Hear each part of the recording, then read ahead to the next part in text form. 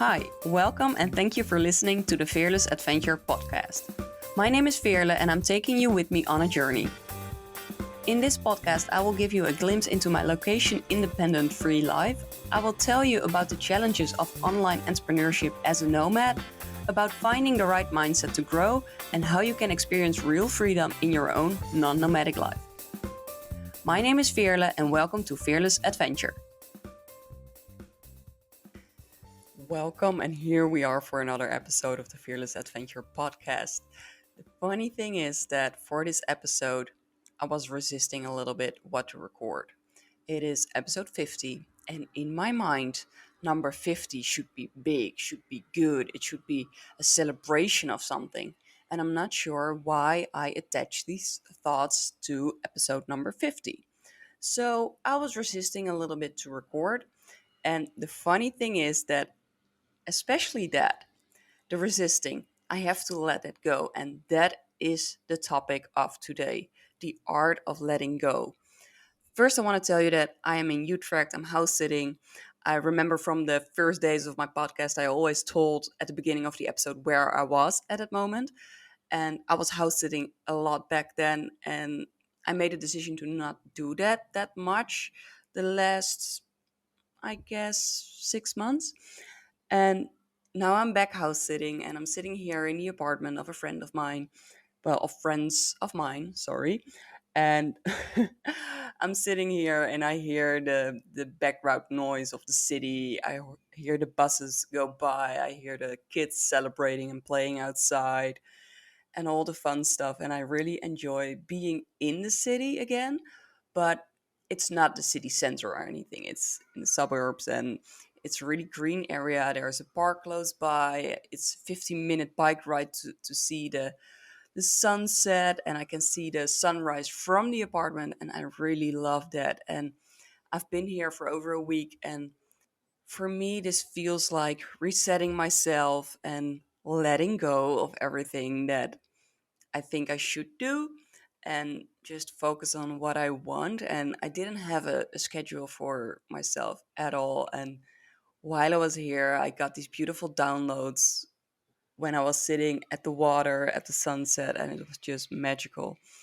I love the fact that I didn't have to do anything and I could just be and just listen to music, listen to podcasts, watch TV. I watched a lot of movies, like really bad movies, like all the Dutch movies, and their Dutch movies are normally not that great. We have some powerful movies, but the ones I watched were just, I don't know, entertainment. But that is especially what I needed. It was really, this was what I needed. And I wanted to point it out at the beginning of the episode because we all need something like that sometimes. You need to reset yourself, you have to reconnect with yourself. And we usually do that when we're going on a holiday. But with the whole pandemic situation, nobody went for a holiday. Well, we went away for a week to the beach within our own countries. And we have this belief that being on a holiday in your own country isn't a true holiday. So people weren't coming home more relaxed. A lot of people just booked something during a work week and they worked from their holiday home.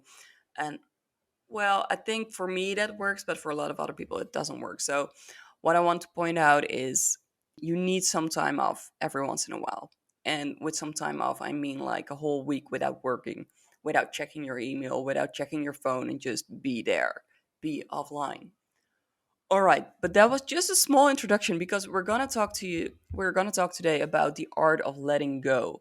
And letting go is a topic that I have been talking about with friends for such a long time.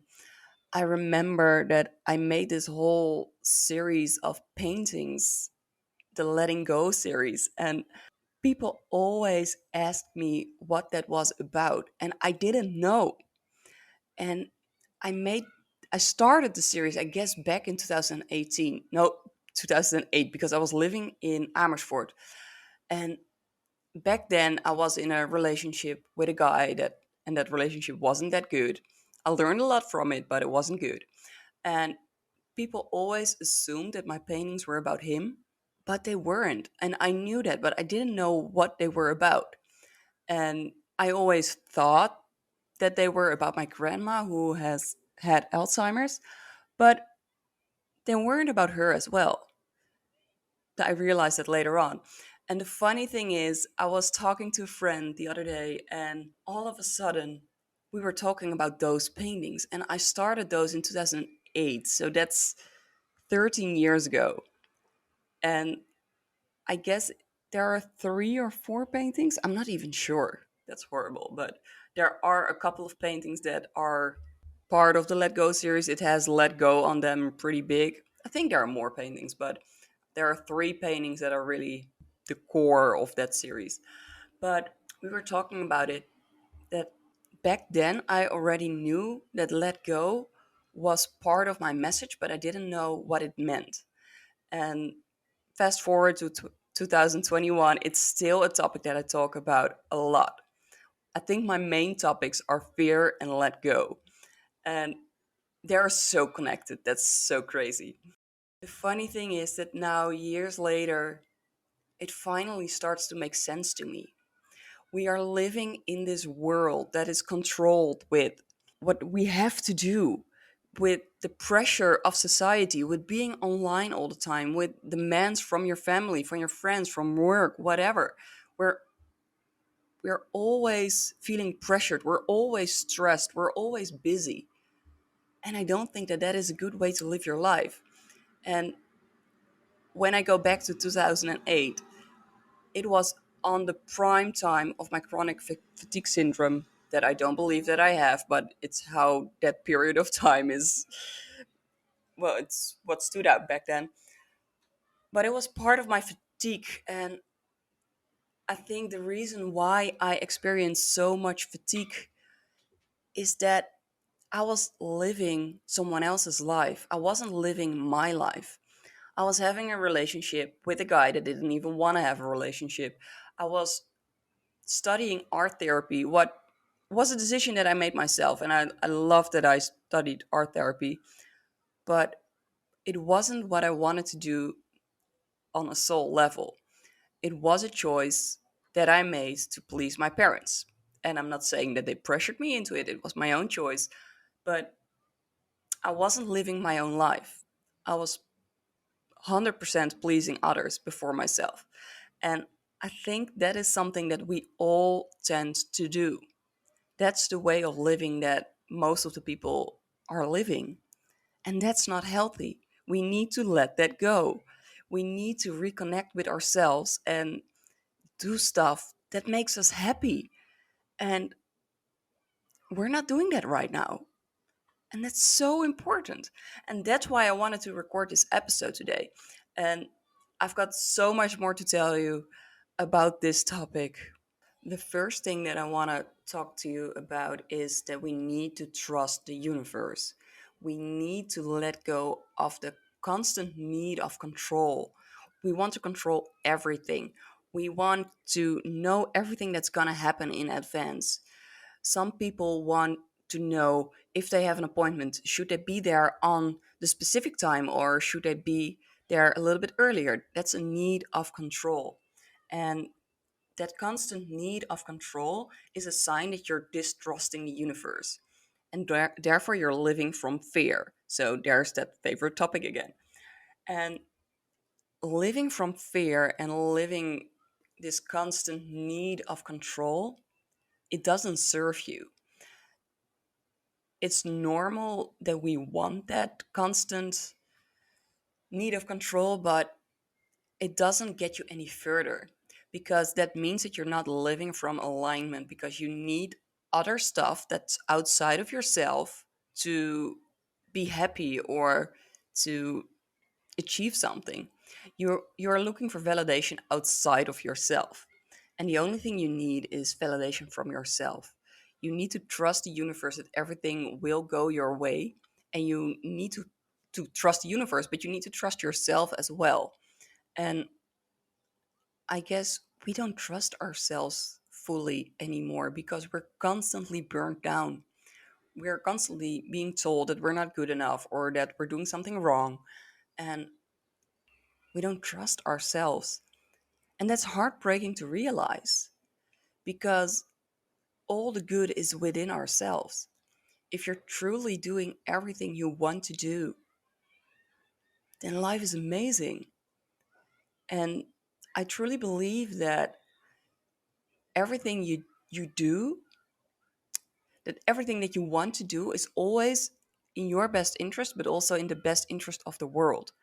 And I mean that you're not gonna harm someone, you're not gonna, I don't know, trick someone into giving you a lot of money because that's not making you truly happy. You're If you truly trust yourself, you are always going with the good in the world. You trust that you are good enough to earn money instead of framing someone into giving you money. You know that money itself isn't the solution. Of course, money is good. Money is amazing. If you have it, it's opening doors for you. But money is just energy. And I believe that if money is the way you make your decisions, if money is leading you into the world, you're not doing a great job because you're not leading yourself. You're making your decisions based off money. For example, if you want to go away for a week to the beach and you're gonna look for a place to stay and you find this amazing Airbnb, it totally matches your vibe, and you see the price tag and you think, crap, this is way too expensive for me. And you're not going to stay there. You're going with an apartment that is crappy, that is far away. You have to walk 40 minutes to get to the beach because it's cheaper. Will that make you feel better in the end? No. And I recently went to the beach for a couple of days and I decided to pay the big bucks to have a beautiful home close to the beach, close to everything that I wanted. And of course, it was expensive, but it was truly worth it because that way I felt connected to myself because I was in this beautiful place and I could easily go to the beach and watch a sunrise. It was raining, so I didn't, but I could have. And that couple of days totally recharged me. And I truly believe that if I was sitting in a crappy Airbnb with just a small bed and no big windows or whatever, that I wouldn't have been that happy. And if that wasn't the case, then I wouldn't have made the money that I did after that. Because when I was sitting there in that beautiful apartment, I made some decisions in my business and I got clients out of that. So I truly believe that if you make your decisions based on the feeling that you want to have instead of money, it will get you further along in life. And we are so used to making decisions based on money or based on fear. And I think that's just still the need for certainty. And I talked a little bit about this in the podcast about UPW. 48 is the episode number from the English podcast. And I know I talked a lot about it in the Dutch version of that podcast. So that's number 49. And that need for certainty is something that we all have. But that need of certainty is not what's going to bring you further in life. So I I try to compare it in my mind to clinging on to something. If you're in a relationship and you're clinging on to the other person, that doesn't feel good. The other one wants to escape because you're clinging.